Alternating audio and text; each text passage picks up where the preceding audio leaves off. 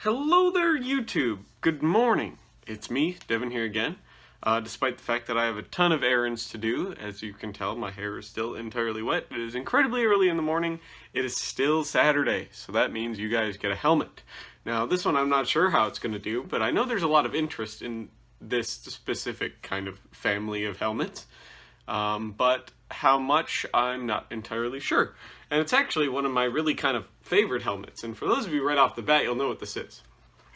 This is a Bulgarian, it's a little dusty, a Bulgarian M36 helmet. Now this helmet has kind of a weird story, and just like the German helmets, kind of a weird series of helmets that all look pretty much the same, except for a few kind of tinier details. So, with that being said, we're going to switch now to, so hopefully I get this right too on all the different versions of the helmet and whatnot like that, but I'll explain to you. There's 3 versions of the helmet, and we'll cover that when we flip around and look at the liner, but there's the Bulgarian M36A, which happens to be this one, the B, which is slightly different from this one, and the C, and I'll get into how you could tell which one you have when we flip the liner around because it'll be much easier to see. Now, any combination of those can be updated with early Cold War and post-war style type liners and chin straps, such as this one has been, and a bunch of other stuff. And the Bulgarian M36B and C helmets would serve for quite a long time after World War II. The Bulgarian M36C serving well into the 2000s, actually, despite being basically a World War II designed helmet. So, the rarest one to find is the A pattern, and this is an A pattern, albeit with the updated kind of 1950s liner. This is the same kind of liner you would find in the Bulgarian like M70 helmets and stuff like that, and the same chin strap as well. So it wouldn't have originally had this, it would have had basically a Stahlhelm style liner on it, and how this helmet originated was it came out of the fact that Bulgaria decided to ally themselves with Germany during and kind of before World War II, meaning that they were taking a lot of German influence throughout the 20s and 30s in their military technology, which wasn't uncommon. There was quite a few countries that were doing that. So, the Bulgarian M36A is actually based off of the M35 helmet. Now, there's a couple differences, obviously. The shape is slightly different, and that is because it is a German-inspired shape, but it is a Bulgarian design shape. You see much less of a skirt, but it flares out much more. You see a definitely more kind of round overall shape, and then you see this very defined crest on the front of the helmet. And what that crest is designed to do is mitigate a little bit more, it deflects more stuff away from the helmet in theory, because the crest runs along where some of the flattest spots of the helmet were on the German Stahlhelm, and by putting that little bump there, it actually increases the protection and the rigidity of the helmet by just a little bit, causing stuff to deflect much more easily. If it hits almost perfectly straight on or almost perfectly from above, it can help protect the soldier. Bulgarians also wanted the steel incredibly beefed up in their M36 helmet, and that would change with the B and C, but the A is made out of incredibly thick, heavy steel, heavier than the German Stahlhelms are, much thicker steel. So it's a very heavy helmet, and that's probably why they got rid of them after World War II. The A's don't really do any better than the B's and C's at protection, but they weigh a ton more. The easiest way to tell an A from a B and a C is it has this rolled rim on the shell. If it doesn't have that, it's definitely not an A, because unlike a lot of other countries where it is a separate rim, no, this rim is actually part of the shell, much like the German ones. It's not like the American ones where they put a rim on them that can come off. No, this is actually part of the shell. So if it doesn't have the rolled rim, it's not an A. But the Germans would make the machinery for Bulgaria for this, and then sell them the machinery to make their own helmets. So a lot of the very first Bulgarian M36As were actually made in Germany, and then the machinery around 1938 would be sent to Bulgaria, and they would start cranking out helmets for their own military in Bulgaria, and they would for quite a long time. During World War II, you would see two basically economy wartime revisions of this helmet, known as the Model B and C, which we'll cover when we flip the camera around here. But this is a really, really cool helmet design, and if you don't have a Bulgarian M36 helmet, I highly recommend it. They're all really cool. You can find them with stars and the Bulgarian lion crests on them, and a bunch of other neat stuff. And there's a lot of history behind them, and they aren't associated with like a major power of World War II, so they're relatively cheap for quite a long time. They're getting quite more expensive now, but it's a really, really good kind of interesting helmet design. It's a very unique shape.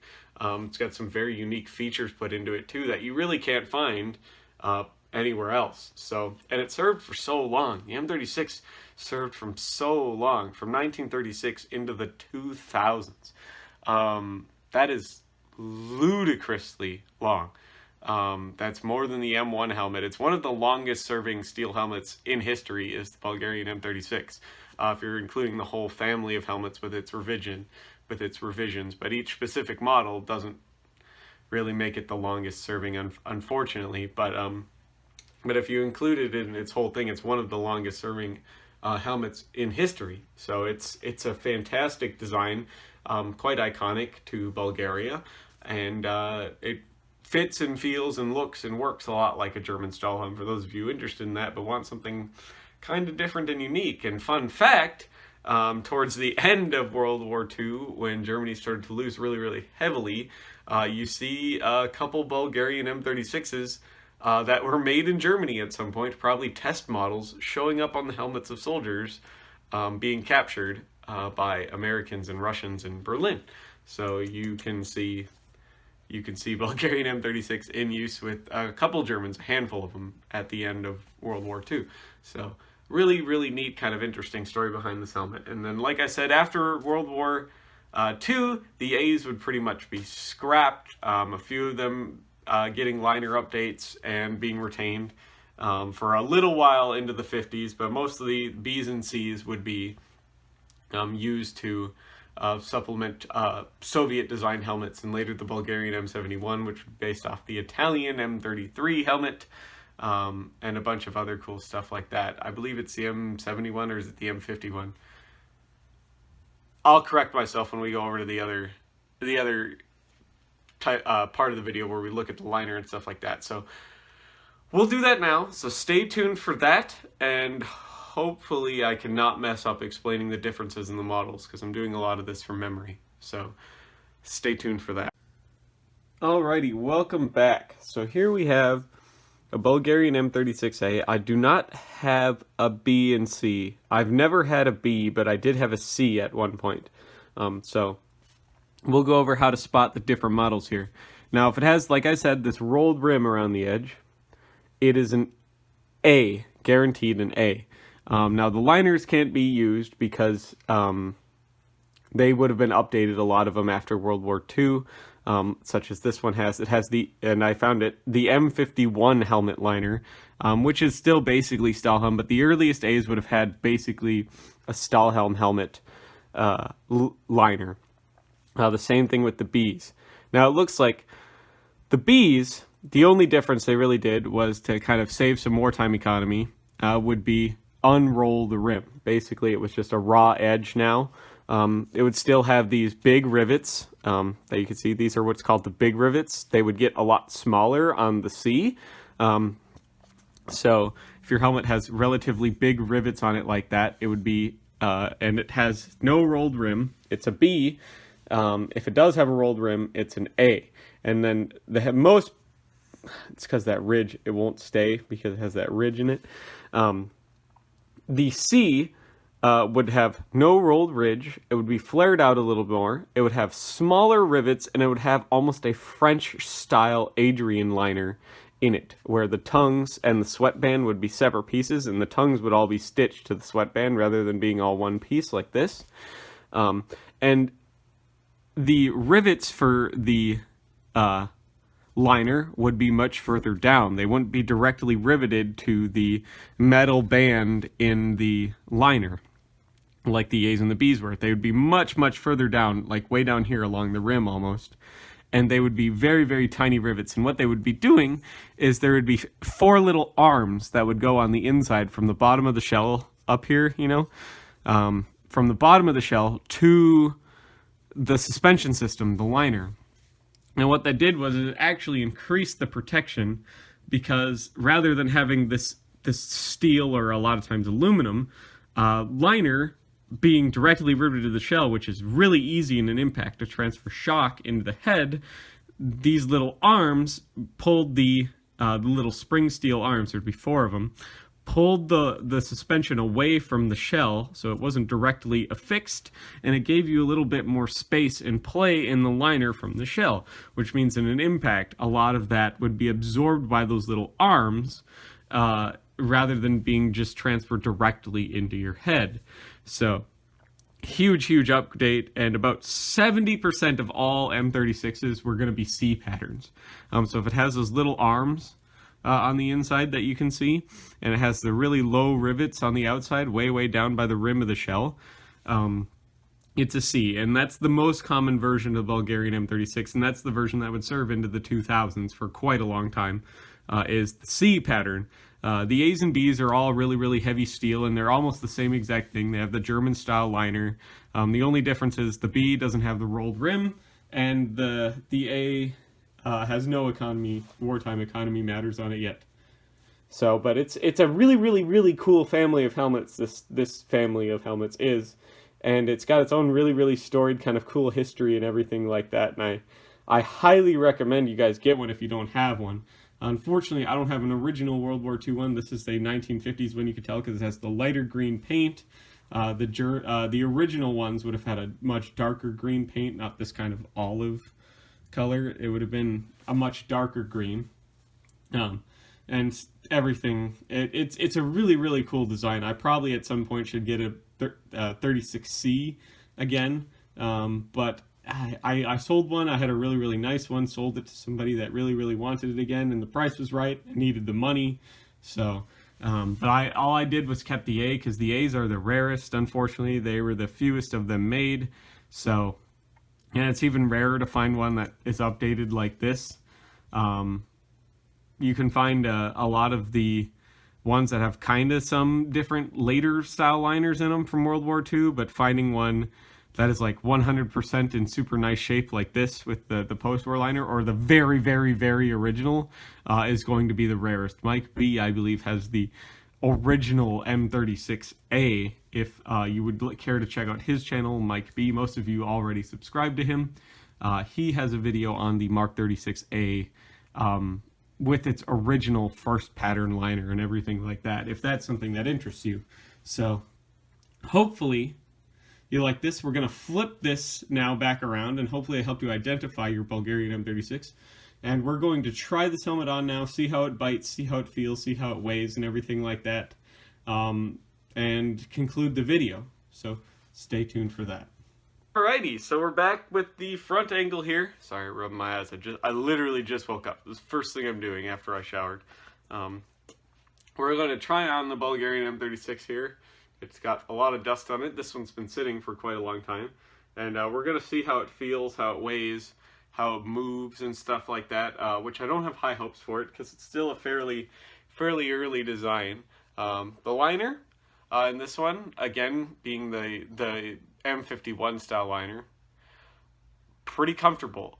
This helmet, immediately right off the bat, I'm having some visibility. I can see this rim of the shell, which isn't too bad because it's above you, but out of the sides here, I'm just catching the edges here, and if I move the chin strap, that might help.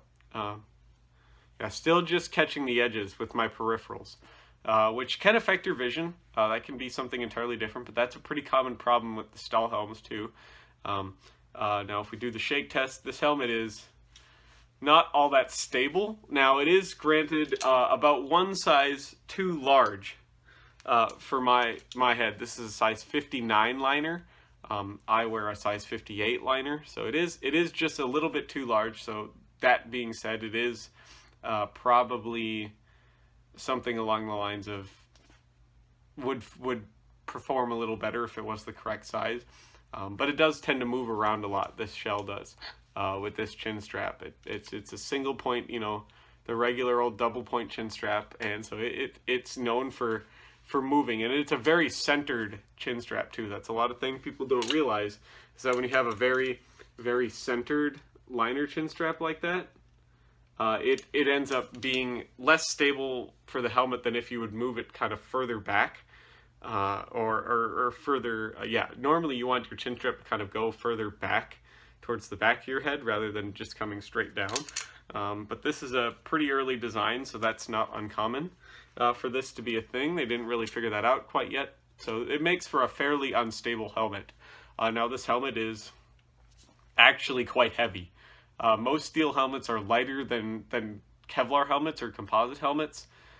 This thing is pretty close to composite helmet weight. It's heavy for a steel helmet. This is, you can feel it immediately. Even somebody like me who's used to wearing a lot of different kinds of helmets and stuff like that. This is a heavy helmet design for what it looks like it is. It's got some weight to it. So now we're going to flip around to all the sides and show you what all the profiles and everything look like. So obviously this would be the front profile, and then I'll show you the right side profile. As you can see, it's up a little higher than the German Stahlhelms are, and it's got this kind of nice impressive swoop, a gradual tapered swoop to it, which overall actually provided basically the same amount of protection as the German one, but you lost a lot of the problems that the German helmets had. So this one doesn't restrict your hearing as much as a Stahlhelm. Now, the Stahlhelms restricting hearing were actually kind of a big problem, especially with all the other noise going on a battlefield. You want to be able to kind of hear, but still offer protection, and this did a very good job of that.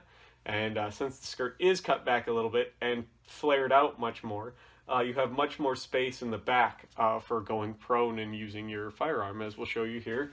Now when we get to the rear of the helmet, so make sure my hood's out of the way. Now we're going to simulate going prone. I'm going to look up as high as I can, and we're going to see how it feels. And if the helmet touches any part of my hoodie or anything like that, the hoodie's going to kind of simulate kind of thicker uniforms, winter equipment, stuff like that. So, and if we look up, I can still see my crown molding up there, which is very good. That's kind of the test, is if I could see that crown molding.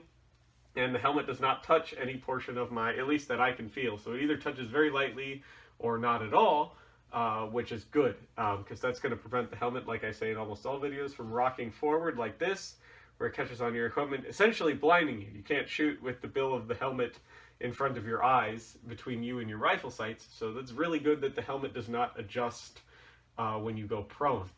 And then we'll see here from the left side profile. It's a very, very neat kind of looking helmet, very, very German inspired, works incredibly well from what I understand. The Bulgarians were obviously happy enough to work out the kinks quite quickly in basically the first 5-6 years of the helmet's life, and then have 36 Cs up until the 2000 teens. That means it has to be a pretty good design, a very well-liked design, and a very, very kind of innovative design in a way. So it is, I would say that this is an improvement on the German Stahlhelms, actually, the M36 helmets. Now, a lot of people are going to be like, oh, the Stahlhelm was the best helmet ever, and yeah, it was a good design, but was it perfect? No, I think that this is probably more of a happy middle ground on the Stahlhelm design. I think the Bulgarian M36C was a very, very good, probably one of the best Stahlhelm derivative helmets ever made would be the M36C. So, and that one there's a lot of evidence that supports that based on how the liner's put together and the steel it's made out of and how expensive it is to make and how effective it is. So, and obviously service life. The 36C served up until Kevlar adoption, from World War II until they adopted a Kevlar helmet in the 2000s. So, a long, long, long time. If it was bad, it wouldn't have done that. They would have got Soviet helmets, being a comblock state and a bunch of other stuff. They would have got other designs, and they did. They did get some Soviet helmets and stuff like that, but you see a lot of M36Cs for a long time in Bulgaria. So up until the modern day, pretty much, very recently, within the last 10 years. So hopefully you guys like this video and you subscribe if you like this sort of thing.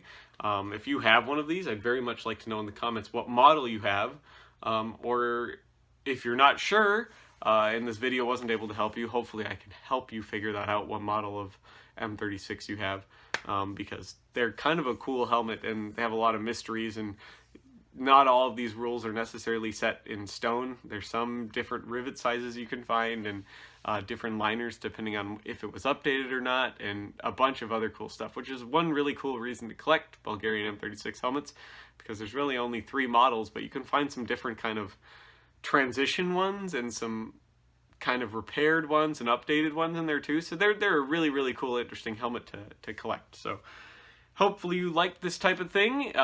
You'd like this video if you enjoy this type of thing and this type of content. If you want to support the channel monetarily, I'll leave a link to the Patreon in the description. If you can't, that's totally fine. I haven't got any new Patreons basically almost this entire year. Basically not since before the pandemic. So that would have been like March. It's been a really long time. But that's all right. The 15 of us that are going strong are doing quite well. Just updated a whole bunch of like camera equipment and stuff, and that all goes towards supporting the channel. The stuff is I'm not using it to pay bills or anything like that. It all goes back into the channel, ultimately improving the content for you in a much speedier fashion than if I was supporting it myself. So hopefully that's something you can do. And if not, please just like and comment on the video, watch it all the way to the end. That helps in the algorithms. The longer you watch, the more I'm going to be in the algorithms.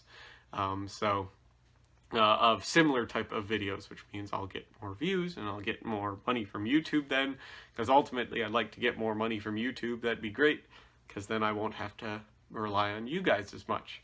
So thank you all once again for watching. Thank you all for your support through the whole year. Hopefully this year will be much, much, much better, it being the 2nd of January in 2021. So thank you all so much for your support and everything over the year. We grew the channel by like 1,100 subscribers in this last year. Now, for those of you who don't know, I did start my channel in January, quite a few years ago.